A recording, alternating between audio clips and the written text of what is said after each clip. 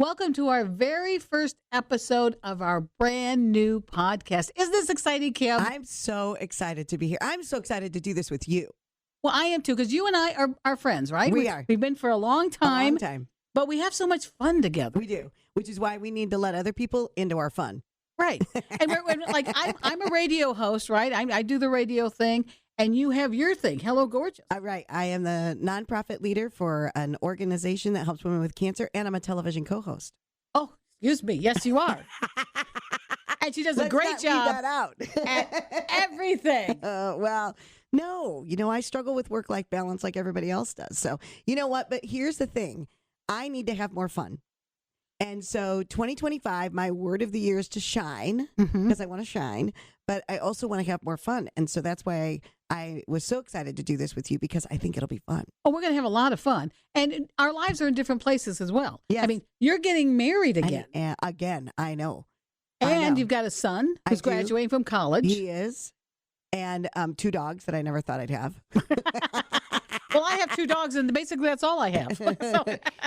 But you know what I love is that we have a lot of in common. Being single women for a long time, dating after 50, both being widows, and just being out in the community. There are so many different things that we have that are along the same lines. That's what I'm excited about, because there's such a parallel to what we do that I feel like other people can really resonate with. I think it's important that people know that there's always somebody like them, or there's somebody going through what they're going through, right. Or maybe not right now, but a little bit later, somebody will. Like, for instance, yes, I was a widow, and then I met another person. I was married with them for 10 years, married for 7, and now I'm divorced again. So I'm by myself again. So for me, it's something that I think other people are going through, but right now I feel very isolated about it. But you shouldn't, because what I always say is there's an important question that I always ask, and that is, what am I supposed to learn from this?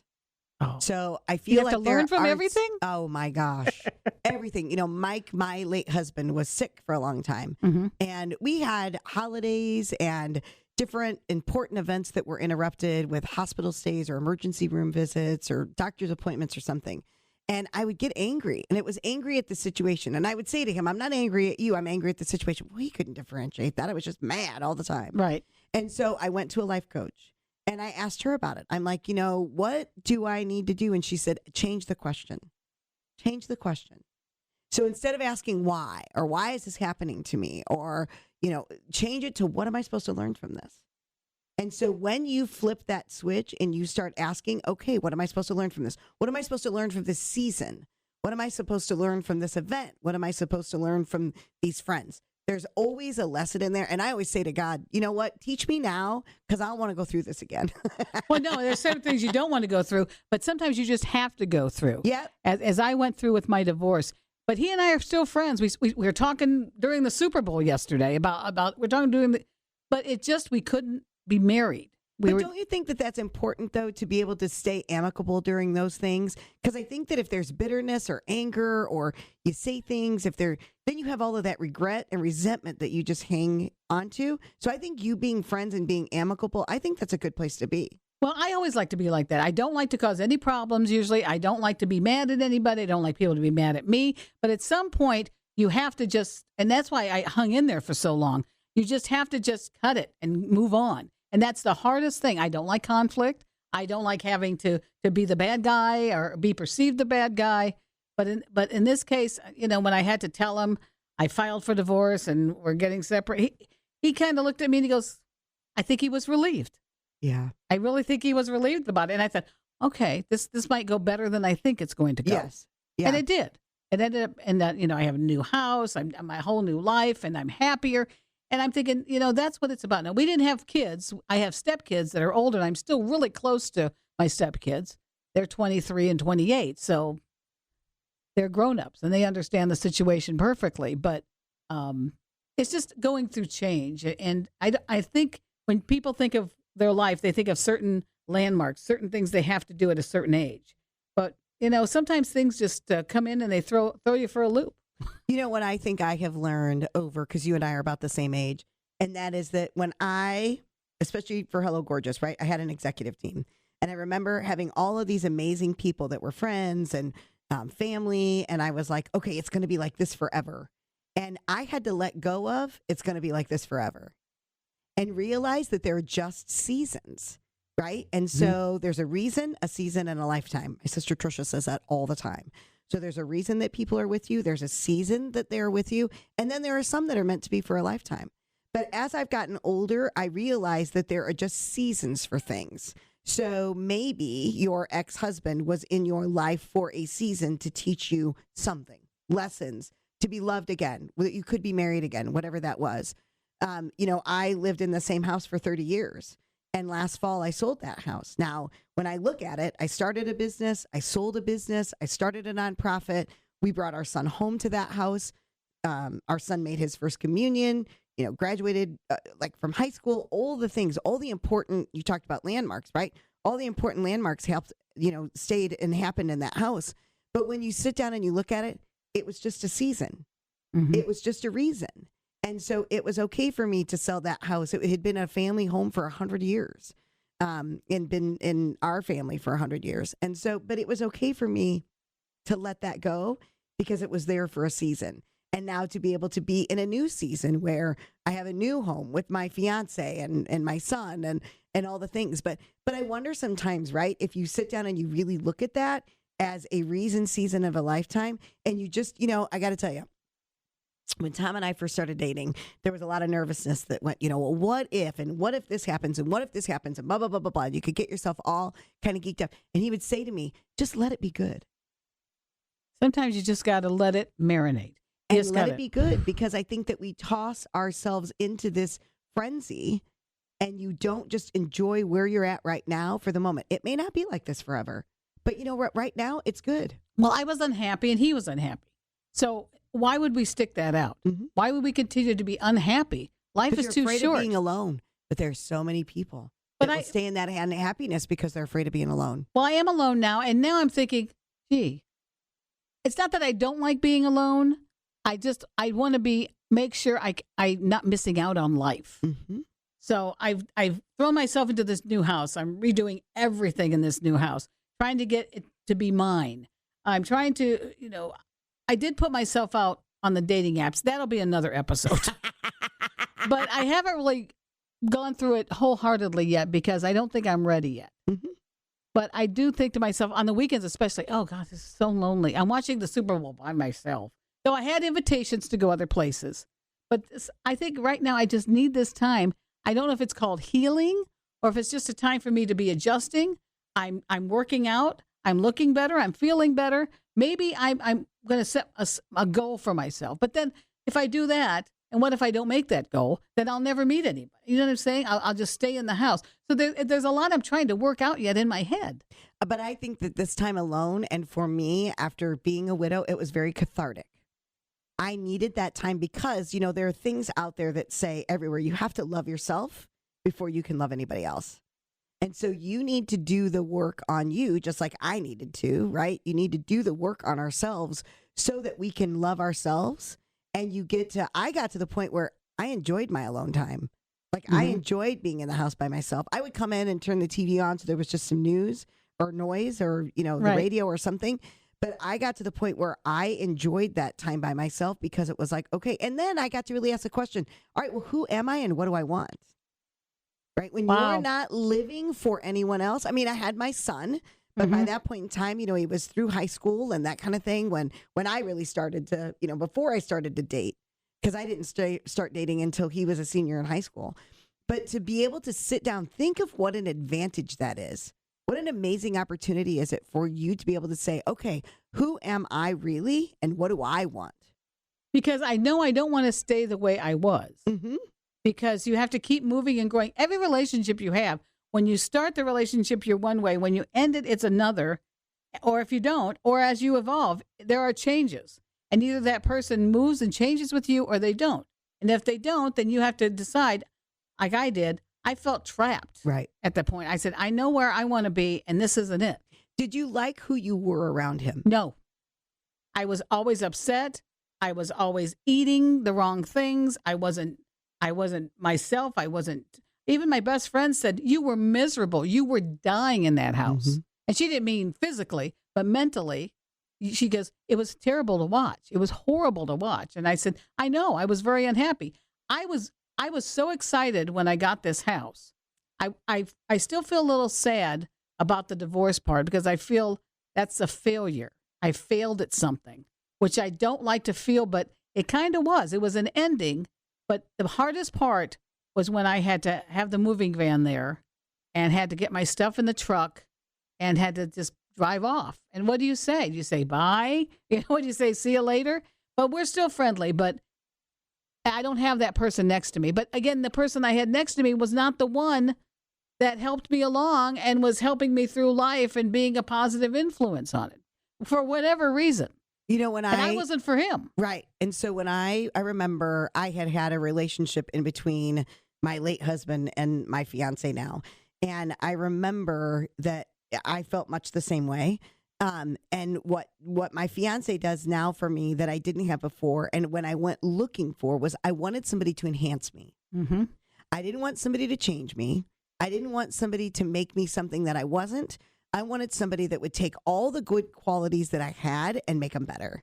I wanted somebody that would look at me and be able to just allow me to spread my wings and be the amazing individual that I know I am. And I don't feel conceited about saying that. I just think that we all have those qualities. And it sounds like maybe it was being tamped down inside of you. And no, but that's not good for anybody. That's not good for anybody. And, when you talk about like the vision of the memory of being in the moving van and moving away, in some ways, instead of looking at that as a negative, look at it as a positive thought. You were driving into your freedom. That's how I felt. I felt I could breathe. Yes. When I was driving away, and the minute I got in the house I moved into now, it's smaller. It's in a different neighborhood than what I had, but I didn't care all about that. It wasn't about being in the popular neighborhood my neighborhood's just fine now, but this is my house. I'm back now. I understand that people have been with somebody and they get married and it's for life. I understand that. That's their mindset. And you did when you got married the first time. Had he not passed away, you would still be married. Absolutely. Yeah. So I think it's important that you also have to think about, okay, what is my life? Mm-hmm. And how am I living my life? And if I feel this good driving away from my life, then maybe it's time to find the new life. And that's not easy. So it was my dogs and an old cat and a carrier. We're all moving out together. But it's an experience. And now I'm back to having to do everything by myself. I take the garbage out. I do everything it's okay. It is okay because it's all a learning lesson, mm-hmm. and nothing is wasted. Right. So those 10 years that you spent with your ex-husband, none of that will be wasted. None of those experiences, none of those memories, all of that. You needed to go through that to be for what's next. Had you not gone through that, your next chapter wouldn't be as good as what it's going to be. Had Mm-hmm. you not gone through and experienced that, because it's transformative, right? I know for me, one of the things was when I had gone through that yucky relationship was I, at that point in time, would never allow anyone to steal my joy ever again. So you got it. That was your nugget. That was my nugget, was that I knew that at that point in time, I don't have any tattoos. Do you have any tattoos? I have one tattoo on the back of my neck that Do you? I've known you all this time. I've never known that. Come over here. I'll show it to you. But and what my dad and I were buddies. My mom and dad, they were older parents, but my dad and I were buddies, and we would watch sports together, and we're both Cubs fans. And he used to always tell me, I used to say, I want to kind of get a tattoo. He would say, no, never get a tattoo. Do not get a tattoo. Okay, fine. If the Cubs win the World Series, get a tattoo. Well, he passed, and when the Cubs did win the World Series, I thought, okay, 2016. Dad. Yeah. So I got the tattoo on the back of my neck, and it's the Cubs logo. It says the date, and it has my dad's initials on it. Wow. I never knew that. Yep. So I've known you forever, and I never knew that. And it's on YouTube somewhere when I had it done. Believe me. We filmed it, and I was screaming the whole time. Never do it again. But did it? Yes. I don't have any. I think I'm a rarity that I don't have any tattoos. And I thought about that after I'd gotten out of that yucky relationship and felt that freedom, that we were talking about. I was going to get joy tattooed on my wrist as a constant reminder that is mine and it's permanently in me and nobody can ever take that away. See, this is what I don't understand about tattoos. You're going to get a tattoo that says joy, and it's going to hurt like you're going to scream the whole time. I know. When you look at the tattoo, it won't mean joy. It'll mean pain. It might be joy. I mean, when I look at it, like, okay, you're right. All right. But anyway, that was one of the things that I never did it because my wrists are still empty. But I think that it's that constant reminder, but it's a positive reminder of what I will. It's boundaries, right? It's what I will tolerate and what at this point in time in my life, I no longer will tolerate. XYZ, whatever that is. I'll tell you one thing about this whole thing. After I got divorced, this time I really sat down and everybody was telling me to journal more. Yes. So I decided I started doing that. And when you write those words are very powerful. Yes. Because you see them. It's not like it's something you get a passing thought. You can just say, I don't want to think about that. You look at it and you see it and you're thinking, okay. And it becomes more about who you are becoming. So when you write, you never forget them either because then they're on paper and you get to revisit it if you'd like. Absolutely. Sometimes I draw pictures. Mm-hmm. It doesn't matter, but I made a list, a deal-breaking list of people I want to be with or people in my life. And I'm the reason why I'm not rushing to it is because I'm thinking this may be even more a more difficult person to find, but yet I'm going to take the time to find them. That's right. That's right. I know I have really distinctive things I want in a person. I mean, they're not crazy stuff, but I just want to make sure, one, of course, honest, sincere, all that. But I definitely want one who, like you said, enhances you, mm-hmm. who's going to take the life and not make it more stressful. Now, everybody can make somebody stressful at one time or another. I understand that. Nobody's perfect. But somebody who will just say, I've got this or you've got this and we'll be fine. And somebody who's reassuring. That's a true partner, right? Right. But the other thing that I want to challenge you to do is that's a great list. But then I'd like for you to write a second list. And that is, how do you want to be treated by this person? Yeah. And how do you want to feel when you're around him? So cherished, loved, secure, whatever those are. Because I did the same list that you did. And the physical attributes, financial attributes, all of those things are really important. But if you really need you need those other two lists, right? Right. Like, how do I want to feel around him? And how do I want to be treated by him? Because I think that so many times we leave that out. So you get that one list and you're like, yeah, this is it. But then when you don't have that, you don't define, this is how I want to feel. Mm-hmm. This is how I want to be treated. Mm-hmm. You have to put those things out there too in order to be able, I think, to actually attract that person. Well, I believe if you put positivity out, positivity will come back. I believe that too. So I'm trying to be more positive on things. On the other hand, being a little more careful about what I'm doing. And everybody's doing what they call a vision board. Yeah. Now, I don't even know how to start this. Do I go actually get a poster board? Yes. And cut out pictures and get glue and everything and put it all together? Yes. And instead of a poster board, I like the big Post-it notes. I'm a Post-it note freak. Okay. We can talk about that's a whole nother episode. Yeah. But I'm a Post-it note freak. So I like the bigger Post-it notes. Mm-hmm. And then it's easier now because you can just go to Google and you can just type in whatever it is that you're looking for, a sunset or... mine was to read 10 books this year. So I just went on Google and put 10 books and then an image of the 10 books came up. And then you were able to go and just print all of that off. And it is inside my closet door. Mm-hmm. And I have my word. And then for me, what I do is I choose a word and then a Bible verse that attaches to that signifies that. What kind of word are you saying? So my word is shine this year. Okay. Yeah. So that's my word. I might have a different kind of word, but that's okay. It just depends. That's right. But so yes. So you go and you print out all the pictures and then you actually assemble it onto the board. And then my board is inside my closet door. Okay. And then I see it every single day when I open my closet board. Then it's a reminder because you can say, oh, I want this. Oh, I want that. But if it's not written down somewhere, you're never going to remember it. I want to do something different. Yeah, I never did a vision board before. Everybody's doing them. Think about it, though. They say, right? A picture speaks 1,000 words. Right. But also, if you see it, if it's in front of you, you may actually think it's attainable. Correct. Whereas if you just keep thinking, oh, I might do this someday. Someday I'll do this. Someday I'll do that. But you can't do that. You have to have it in front of you, right? Is that what it does? It Yeah, and motivates so, you? Yeah. So my example, like last year, was I had a vision board, and we were looking for a house. Tom, my fiance, and I were looking for a house, and I was like, I want this, I want this, I want this, I want this, I want this, and we knew the area we wanted to be in. And Tom would say to me, "You're looking for a unicorn." So what I did was I found a unicorn, See? and I put it on my vision board. And let me tell Did you you have something. a unicorn on your vision board? I did not anymore because we got the house. And we found exactly what we wanted. It had all the attributes and the neighborhood. I will tell you what, location was the only thing. We wanted to be on kind of the northwest side of town. Right. And given his job and this and that, well, we didn't find that. It was the other way. And he was the one that was going to travel further, and he was okay with that. And so, like, the only thing we didn't get was the tip of the unicorn.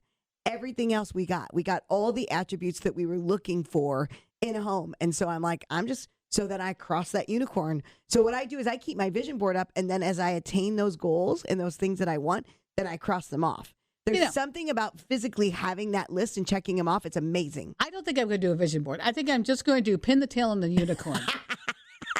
I will find everything I want is going to be a unicorn. There you go. And they'll be hard to find, and I'll just try to pin it up. So what you could do is actually do a unicorn and then make the pictures the tail of the unicorn. And then it would just make you smile. That's the biggest thing. Yep. Like, your vision board should bring you joy, right? The vision board, when you look at it, like, you should be so juiced about actually taking a look at that vision board and knowing that all of those things that are on there are possible. So really, but we need a picture, like, post it somewhere of your unicorn with the tail on the items that you're going to achieve. Now, with a vision board, is it always about feelings or is it about things? It can be both. Right? It can be anything. So for me, it's like accomplishments. So like I said, one of the things I want to do is I wanted to, as I said, read 10 books this year, whether it's listen to it or read them. Public speaking, it's a big thing for me. So I want to find a women's conference that I get to public speak. The co-hosting job that I have on television, I want to get even better with that. So, I've got a picture of me on the set. So how can I make that better? Family time, having more fun. That's really one of my big things, is just figuring out a way to be able to have more fun. So I think it's a little bit of everything. I think it's physical attributes. And I think it's just the way that you want to feel or think. Like mine is, I want to stay healthy, but I want to get fit this year. So it's not necessarily an actual number, like lose 50 pounds, but it's how can I stay healthy?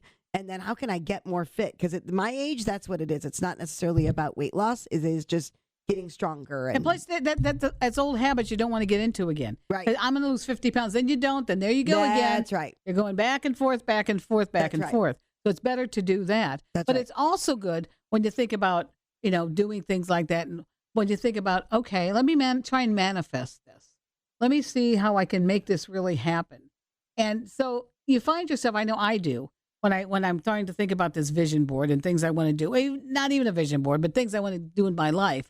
I try and see, almost in my mind, what are the steps that will take me there, and what steps want. And I don't want to do what I did before.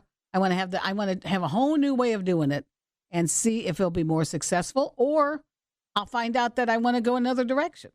So one of the things that I do with that is they call it reverse engineering, right? So here's the goal.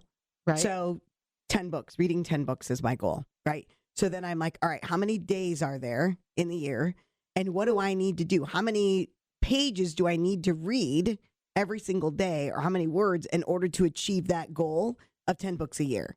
So it's not just about putting it up there and then saying, I want to read, I want to read, I want to read. It's, all right, now that I've got that up there, what's my plan in order to be able to get that? And I think that's the mistake that a lot of people make with a vision board, is they just put the pictures on it and then they just expect it to happen. So here's the thing, right? You want to define Prince Charming, which I know that's what you want to do. And then you lock yourself in your house and you never go anywhere and you never talk to anybody. You can manifest all day long if you want to. But if you were watching me this weekend, weren't you? Right? Yeah. But if you don't actually do something, I can guarantee you that Prince Charming isn't just going to show up on your front door with a dozen roses without you putting yourself out there. Oh, really? But that's what I'm thinking. I know that's news. I know that's something you didn't think existed. Well, anyway, I'm priding myself now on doing things a little differently and changing things up. Not just because of a negative thing that what I went through, but because of the positive things that could happen. That's right.